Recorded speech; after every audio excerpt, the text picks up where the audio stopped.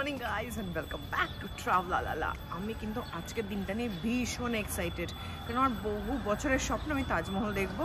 আর এখন বাজে সকালবেলা 6:25, আমি বেরিয়ে পড়েছি তাজমহল দেখতে। চলুন।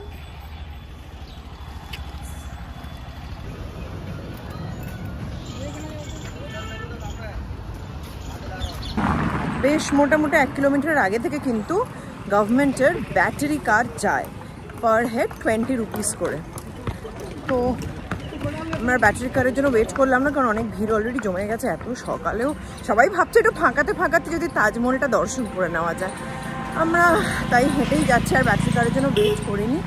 ঢোকা মাত্র একজন গাইড আমাদের বললেন, কিন্তু বললাম আর কি এখানে তো গাইডের স্ক্যামিংটা আছে, সব কিছু দেখিয়ে দেবে, ব্যাটারি কারে নিয়ে যাবে নিয়ে আসবে, 975 টাকা। আর না, অনেক বেশি হয়ে যাচ্ছে। তখন এখানে কিন্তু একটাই মূল বক্তব্য, আপনি আগে কাজ দেখুন, খুশি হয় তারপর দেবেন, এই চাপে পা দেবেন না।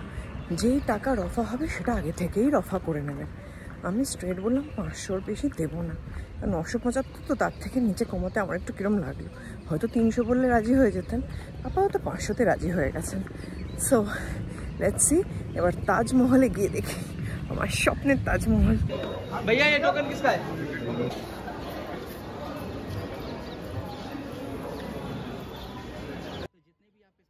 দাঁড়িয়ে আছি শাহী দরজার সামনে। এই দরজাটা দিয়ে কিন্তু সব নবাবরা ঢুকতেন, মানে আমাদের শাহজাহান ঢুকতেন। আর পিছনে একটা ছোট গেট আছে, ওখান থেকে কিন্তু বাকি লেবারার্সরা ঢুকতেন। শাহজাহান নবাবী কায়দায় ঢুকতেন। আমিও ঢুকে দেখি, just can't wait to see Taj Mahal.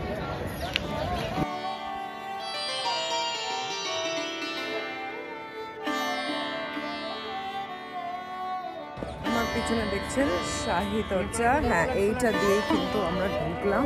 অসাধারণ কাজ, কিছু বলার নেই। আর ঠিক পিছন দিকে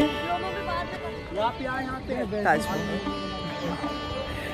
7 ওয়ান্ডার্স অফ দ্য ওয়ার্ল্ড এমনি এমনি বলে না, ওখানে যাওয়ার জন্য ওয়েট করতে পারছি না। কি অসাধারণ বিউটি, না আপনাদের একটু দেখাতেই হবে। এটা অসাধারণ, মানে দিস ইজ লাইক অ্যামেজিং। ঠিক যেরকম বইয়ে পড়েছি, যা যা শুনেছি, যা যা ভেবেছি, ইটস কামিং ট্রু।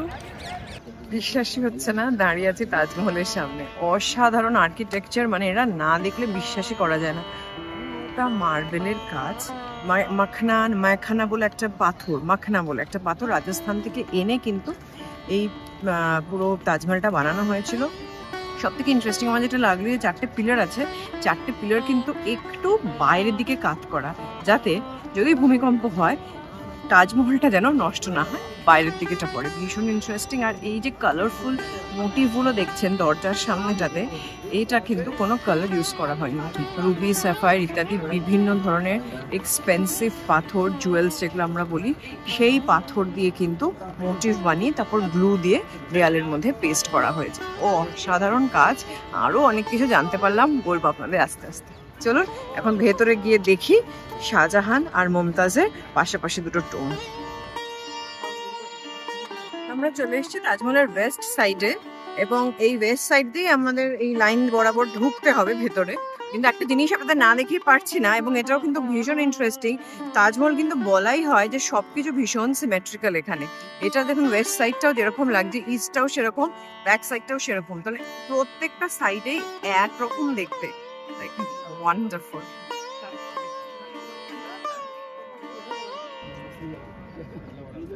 2024 সালে তাজমহল ভিজিট করেন প্রায় 125.1 মিলিয়ন ভিজিটার্স। ভাবা যায়, যার মধ্যে 115.9 মিলিয়নই ভারতীয় আর 9,24,000 বিদেশি পর্যটক ছিল। পিছনে দেখতে পাচ্ছেন শাহী গেট, আর আমি কিন্তু দাঁড়িয়ে আছি একদম তাজমহলের মধ্যে। আর এই যে ফাউন্টেন্সগুলো দেখছেন, এটা কিন্তু আগে যখন শাহজাহান আসার কথা থাকতো, তখন ম্যানুয়ালি এই ফোয়ারাগুলো চালানো হতো, এবং এই ফোয়ারায় কিন্তু ইতর মানে সেন্টও ইউজ করা হতো। শাহী ব্যাপার।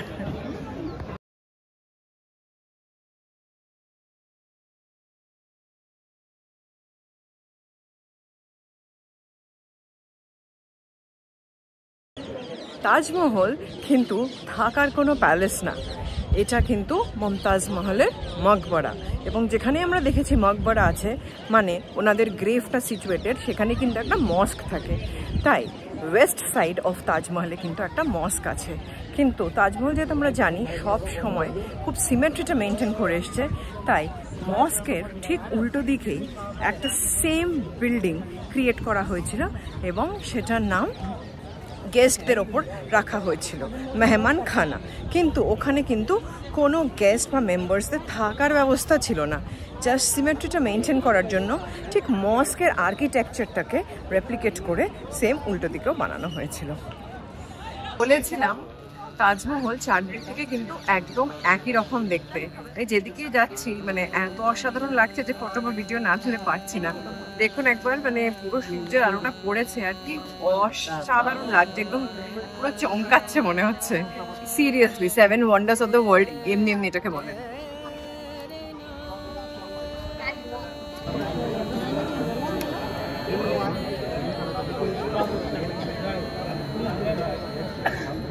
তাজমহলের ভেতর থেকে শাহজাহান মুমতাজের সমাধি দেখে বেরোলাম।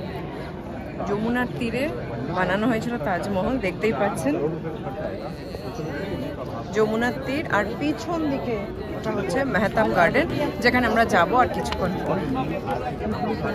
তাজমহল থেকে বেরিয়ে পিছনে দেখতে পাচ্ছেন এটা স্ট্যান্ড। হ্যাঁ, এখান থেকে কিন্তু ব্যাটারি কার আপনারা পেয়ে যেতে পারেন। আমার একটু টাইম ক্রাঞ্চ আছে, কারণ আমাকে গিয়ে ব্রেকফাস্ট করে বেরোতে হবে। আরো নানা সুন্দর জায়গা আগ্রাতে দেখার জন্য ইচ্ছা আছে যাওয়ার, ফতেহপুর সিক্রিও। তার জন্য আমি একটা ব্যাটারি কার করে নিলাম আর এখন আমি স্ট্রেট যাচ্ছি হোটেল। হ্যাঁ, এখন বেরিয়ে পড়লাম আমরা ছোট করে ব্রেকফাস্ট করে হোটেল থেকে। ফতেহপুর সিক্রি যাব আরও অনেক জায়গায়, আর তার জন্য আপনারা কিন্তু আমার সাথে থাকবেন। ট্রাভেলারলা, এই যে গাড়ি চলে এসছে আমার, লেটস গেট ইন।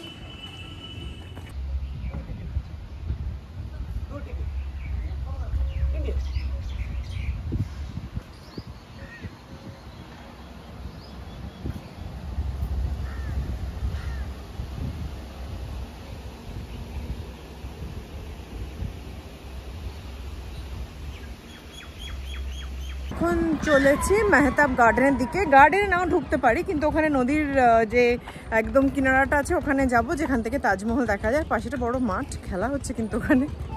আর এই রাস্তাটা, এখানে টোটো ছিল 500-700 মিটার রাস্তা, 50 টাকা চাইছে। আমি বললাম 20 টাকার বেশি দেবো না, রাগ করে চলে গেল। আমি একটু হেঁটেই নেব আর আপনাদের রাস্তাটা দেখাই পিছনে। খুব সুন্দর রাস্তা, এখানে হাঁটতে একটু অসুবিধা হবে না, হাতে যদি একটু টাইম থাকে হেঁটেই চলে যাবেন। মেহতাব গার্ডেনের সামনে দাঁড়িয়ে আছি। মেহতাব গার্ডেনের ভেতর দিয়েও কিন্তু তাজমহলের ভিউটা দেখা যায়, কিন্তু আমি চলে যাবো ওই তাজ ভিউ পয়েন্ট, এই রাস্তা দিয়ে। চলুন আমার সাথে দেখি। তাজ ভিউ পয়েন্ট দিয়ে স্ট্রেট হাঁটতে হাঁটতে চলে এলাম এমন একটা অসাধারণ ভিউ পয়েন্টে, যেখানে তাজমহল পুরো একদম স্পষ্ট চোখের সামনে, মনে হচ্ছে হাত বাড়ালেই ছুঁতে পারবো। আর দেখুন তাজমহলের সাথে একদিকে সেই মস্ক আর একদিকে কিন্তু মেহমানখানা, দুটোই খুব সুন্দরভাবে দেখা যাচ্ছে এবং বোঝা যাচ্ছে। আর তাজমহলের বিউটিটা কি বলবো, মানে ভাষায় প্রকাশ করা যায় না। মানে যতবারই আপনি দেখবেন মনে হয় বারবার দেখতেই থাকি আর বলে উঠি, বাহ তাজ।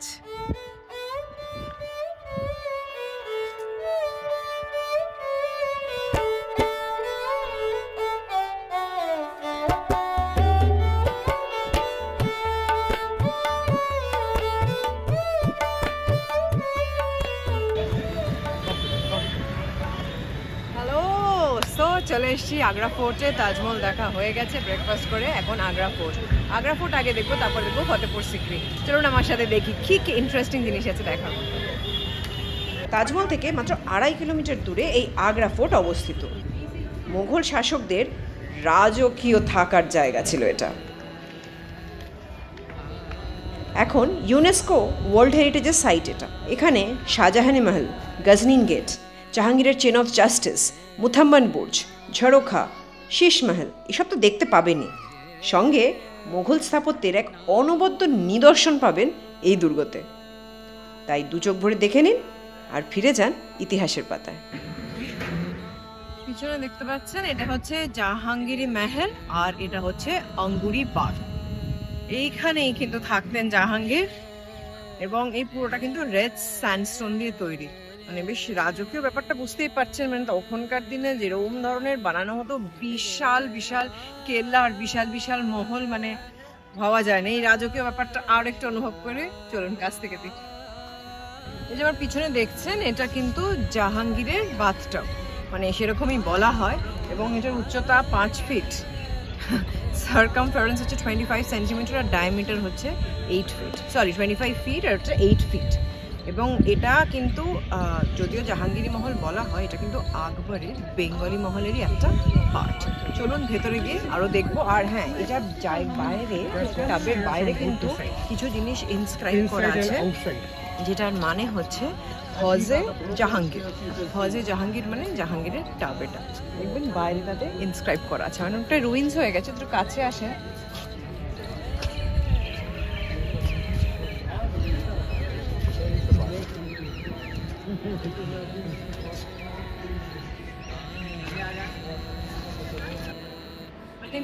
অসাধারণ কাজ, আর আমরা দাঁড়িয়ে আছি খাস মহলের মধ্যে, এবং প্রত্যেকটা জায়গা থেকে কিন্তু তাজমহল খুব ভালোভাবে দেখা যায়, কিন্তু দেখা যাচ্ছে। চলুন ঘুরে আরো বাকিটা দেখে নিই।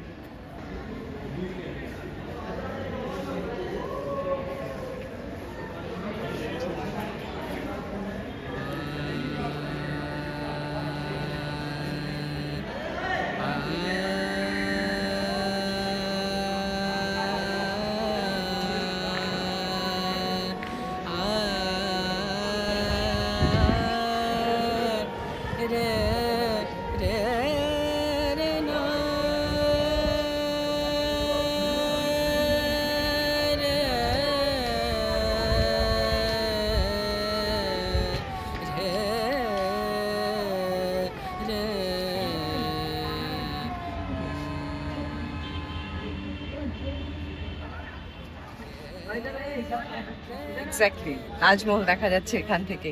তার জন্যই কিন্তু তাজমহলটা এরকম জায়গায় বানানো হয়েছিল, যাতে এই ফোর্টের খুব কাছে হয়। যেহেতু সকালে দেখে এসেছি তাজমহলটা, অসাধারণ লাগছে, ডিফারেন্ট ফিলিং। এটা কিন্তু শাহজাহানি মহল, একদম রেড স্যান্ডস্টোন দিয়ে জাহাঙ্গীরি মহল, আর একটা আছে খাস মহল সাদা মার্বেলে, তার মাঝখানেই দাঁড়িয়ে আছে শাহজাহানি মহল। চলুন বাকিটা এগিয়ে ঘুরে দেখি। শাহজাহান মারা যাওয়ার শেষ 8 বছর যখন জাহাঙ্গীর ওনাকে কয়েদ করে রেখেছিলেন, এইখানেই রেখেছিলেন, ওনার রিকোয়েস্ট ছিল যেন এইখানে দেখা হয়, আর এইখান থেকে যাতে তাজমহলটা ওনারা দেখতে পান। চলে এসেছি, এখানে তো রেলিং দেওয়া আছে, একদম সামনে যদি একটু এগিয়ে আসে, একদম ওখানে ব্যালকনি মতো যেটা আছে সেটা হচ্ছে ঝরোখা। যখন ওনারা রুল করতেন তখন কিন্তু এইখান থেকে ওনাদের প্রজাদের অ্যাড্রেস করতেন, এইখানে ঘুরে চলে এসেছি। এটা হচ্ছে দিওয়ানি খাস, এটা কিন্তু একদম পুরোটা মার্বেলের তৈরি, মানে অসাধারণ ব্যাপারটা আর কি। যেরকম ভাবে এটা স্ট্রাকচার বানানো হয়েছে অতদিন আগে, সত্যি দেখলে এখনো মানে মন্ত্রমুগ্ধের মতো তাকিয়ে ছাড়া থাকা, আর কিছু করার নেই। এখান থেকে তাজমহলটাও দেখা যায়।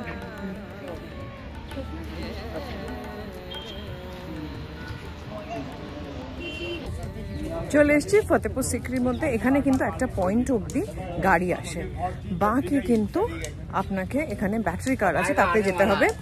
পলিউশন কোনো গাড়ি, যে গাড়ি থেকে পলিউশন ছড়ায় সেটা অ্যালাউড নয়, তার জন্যই কিন্তু এখান থেকে ব্যাটারি কার। আমি একটা জিনিস বুঝলাম না, আপনাদের সাথে রেট চার্টটা আমি শেয়ার করলাম, বাট এখানে গাইডিংয়ের রেট নিয়ে একটা কিন্তু বিশাল প্রশ্ন দ্বন্দ্ব আমার মনে আছেই। 800 টাকা দেখাচ্ছিল, এক ঝটকায় 700 করে দিল। আমি বললাম সঙ্গে সঙ্গে 500 হয়ে গেল ব্যাপারটা। তো এটা বিশাল একটা স্ক্যামের মতন ব্যাপার আছে কিন্তু। যাই হোক, আপাতত দেখতে এসছি, যাতে ভালো করে দেখতে পারি সেই চেষ্টাই করছি। আমরা বাসে উঠে গেছি, এটার ভাড়া হচ্ছে 15 টাকা পার পার্সন, অ্যাডাল্ট পার্সন, আর 10 টাকা করে দিতে হবে আগ্রা ডেভেলপমেন্ট অফিস থেকে। বাসে বসে গেছি, মোটামুটি বাস ভরেও গেছে। দেখি কত তাড়াতাড়ি আমরা বাস ছাড়ি, আর আপনাদের সাথে শেয়ার করবো ফতেপুর সিক্রির সমস্ত সৌন্দর্য।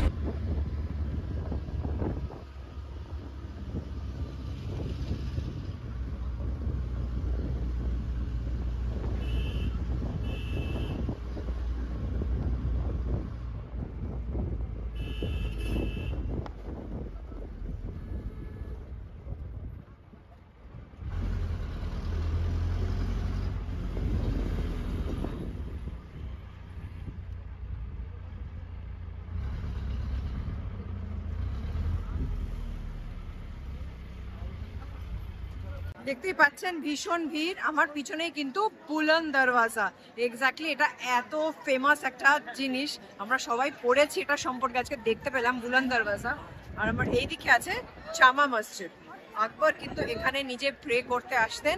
আর সব থেকে যেটা খুব ফেমাস সালিম চিশতির দরগা, এটা আসে আমার লেফট হ্যান্ড সাইডে, এই মুহূর্তে আমার পিছনে। এখানে কিন্তু কাতারে কাতারে মানুষ দেশ বিদেশ থেকে আসে নিজের মনস্কামনা জানাতে, এবং তারা একটা সুতো বেঁধে দেয়, ধাগা বেঁধে দেয়, এবং তাদের মনস্কামনা সম্পূর্ণ হয়। আশা করি যারা আজকে বেঁধে গেছেন তাদের সকলের মনস্কামনা সম্পূর্ণ হোক। আমরা দেখতে দেখতে আরো এগিয়ে যাব বাকি জিনিসগুলো। সিকরি গ্রামের নাম। 1571 থেকে 1585 সাল পর্যন্ত এই সিকরি শহরকেই মুঘল সাম্রাজ্যের রাজধানী করেছিলেন তিনি, কিন্তু পরে আবার তা বাতিলও করে দেন। এই সিকরি শহর বাবরেরও খুব পছন্দ ছিল, এটিকে উনি বিনোদনের জন্য ব্যবহার করতেন। আকবর দীর্ঘদিন নিঃসন্তান ছিলেন। সন্ত শেখ সলিম চিশতি জাহাঙ্গীরের জন্মের ভবিষ্যৎবাণী করেন ওনার কাছে। আকবরের পুত্র জাহাঙ্গীরের জন্ম এখানেও 1569 সালে হয়। তাই সলিম চিশতির সম্মানার্থে একটি ধর্মীয় প্রাঙ্গণ উনি নির্মাণ করেন, যেটা আমরা সলিম চিশতির দরগা নামে জানি, এবং এটি বহুল প্রচলিত, সবার কাছেই খুব ফেমাস। দেশ বিদেশ থেকে লোক কিন্তু এটি দর্শন করতে আসেন। ফতেপুর সিকরি আগ্রা থেকে 39 কিলোমিটার দূরে। আর আমি এখানে কীভাবে এসেছি জানতে হলে আমার আগের পর্বটা দেখে নিতে হবে, লখনউয়ের পর্বটা। চট করে দেখে নিন, ডেসক্রিপশনে কিন্তু আমি লিঙ্কটা দিয়ে দিয়েছি। 1610 সালের পর এই ফতেপুর সিকরিকে মোটামুটি অ্যাবান্ডনই করা হয়, প্রধানত জলের অভাবে। যোধাবাইয়ের প্যালেসের মধ্যেখানটা পিছনে কিন্তু রাধাকৃষ্ণর মন্দির ছিল, যেখানে যোধাবাই প্রেয়ার করতেন। একদিকে সামার বেডরুম আর আরেকদিকে উইন্টার বেডরুম। আমরা দেখেছি রোকেয়া বা মারিয়ার জন্য যে প্যালেসটা বানানো হয়েছিল, যে প্যালেসগুলো খুবই ছোট ছোট, কিন্তু যোধা ছিল আকবরের খুব পছন্দের ফেভারিট ওয়াইফ, তার জন্য আনার জন্য এই বিশাল আয়োজন। এখনকার দিনে আকবর এরকম পাওয়া যায় না, না?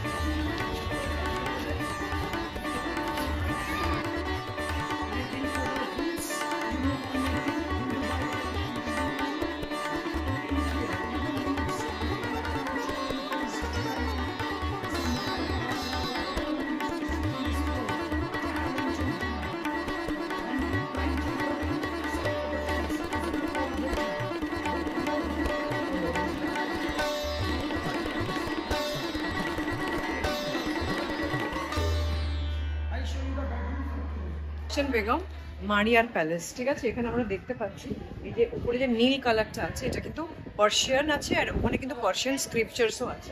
এবং এই পুরো বিল্ডিংটা ভেতরে গিয়ে আপনারা বুঝতে পারবেন একটা ক্রসের সিম্বলে করা আছে, যেভাবে জানলা দরজাগুলো প্লেসড আছে। আসলে ভেতরে দেখাচ্ছি।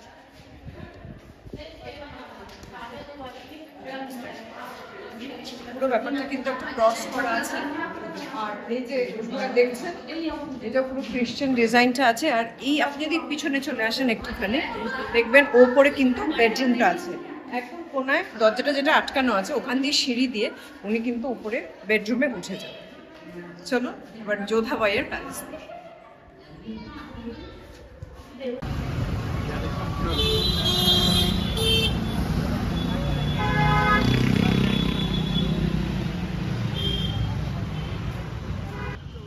চলে এসছি ইতমাদুদ্দৌলাতে। এখানে কিন্তু ইতমাদুদ্দৌলার টোম্বটা রাখা আছে। চলুন ভেতরে গিয়ে দেখবো ভালো করে। অসাধারণ লাগছে কিন্তু, এই যে দূর থেকে আমরা দেখছি কি সুন্দর লাগছে স্ট্রাকচার অ্যান্ড আর্কিটেকচার। দাঁড়িয়ে আছে টম্ব অফ ইতমাদুদ্দৌলাতে। ইতমাদুদ্দৌলা মানে লর্ড ট্রেজারার। এইখানে কিন্তু টম্বটা আছে মির্জা ঘিয়াস বেগের আর ওনার ওয়াইফ আসমাত বেগমের। ওনারা ইরান থেকে এসেছিলেন এবং আকবরের সভায় কিন্তু উনি ফাইন্যান্স মিনিস্টার অথবা কেউ কেউ বলেন প্রাইম মিনিস্টার ছিলেন। তাই উনি মারা যাওয়ার পরে এইখানে ইতমাদুদ্দৌলা নামে এই টম্বটা বানানো হয়। কিন্তু নূরজাহানের বাবার মায়ের উপরে আমরা দেখতে পাচ্ছি রাজা রানীর যে সিম্বলটা দেওয়া আছে। ঠিক যেমন তাজমহল দেখলাম, ইতমাদুদ্দৌলাতেও কিন্তু তাই, চারদিক থেকে কিন্তু একরকম দেখতে। কোনাটাতে দাঁড়িয়ে আপনাদের দেখাচ্ছে যাতে আপনারা বুঝতে পারেন। এবং আরেকটা ব্যাপার হচ্ছে এইদিকে যে স্ট্রাকচারটা আছে সেম স্ট্রাকচার কিন্তু ওই দিকেও আছে। আমরা যে গেটটা দিয়ে ঢুকলাম ঠিক সেই সেম গেটের মতন রেপ্লিকা ঠিক একদম পিছন দিকে ওই গেটটাতেও আছে। এই যে আর্কিটেকচারের এই যে একটা খেলা, এই যে একটা সুন্দর মেলবন্ধন, এই যে সিমেট্রি, এটা কিন্তু অসাধারণ। প্রায় 4:45 বাজে চলে এসেছি আকবর স্টোম্বে। এখানে কিন্তু 5:30 অবধি এন্ট্রি। বেশ টাইমে চলে এসেছি। চলুন এবার ওখানে দেখা যাচ্ছে, বাকিটা ভালো করে ঘুরে দেখি আর আপনাদের সাথে শেয়ার করবো যা যা ইনফরমেশন আমি জানতে পারছি। আমরা যাবো এখানে আকবর স্টোম্ব। দাঁড়িয়ে আছি আকবরের টুম্বের সামনে সিকান্দ্রাতে। একটা ভীষণ ইন্টারেস্টিং ফ্যাক্টস জানতে পারলাম। আকবর কিন্তু নিজের টুম্বের জন্য এই জায়গাটা নিজেই সিলেক্ট করে রেখেছিলেন এবং এই জায়গাটার নাম বহিস্তাবাদ। বহিস্তাবাদ মানে অ্যাবোর্ড অফ হেভেন। এটা যমুনার পাশে বলে এই জায়গাটাই উনি সিলেক্ট করেছিলেন। এবং এই যে আপনারা স্ট্রাকচারটা দেখছেন ওনার টুম্বের, এই স্ট্রাকচারের আর্কিটেকচারটাও কিন্তু উনি নিজেই ডিজাইন করেছিলেন এবং উনি মারা যাওয়ার আগেই কিন্তু এটা বানানো শুরু হয়ে গেছিল 1605 সালে উনি মারা যাওয়ার আগে। কিন্তু শেষ করেছিলেন ওনার ছেলে জাহাঙ্গীর 1612। বেশ ইন্টারেস্টিং লাগলো। নিজের জন্য নিজের কবরটা নিজেই আগে রেডি করে যাওয়ার মতন ব্যাপারটা আসলে সব মানুষই বুঝতে পারে যে তার এন্ড এগিয়ে আসছে। সেরকমভাবে আকবরও বুঝতে পেরেছিলেন এবং নিজেই এটা স্টার্ট করে দিয়েছিলেন। আকবর হচ্ছে মুঘল সাম্রাজ্যের তৃতীয় এবং সর্বশ্রেষ্ঠ বাদশাহ। চলুন দেখে আসি ওনার টম্ব ভেতরে। আজ আপাতত এই পর্যন্তই। আগ্রা ঘুরে আমি তো ভীষণ খুশি। আপনাদের কেমন লাগলো জানাতে ভুলবেন না। আর হ্যাঁ, like, comment, share and subscribe. Till then, Travela la লা।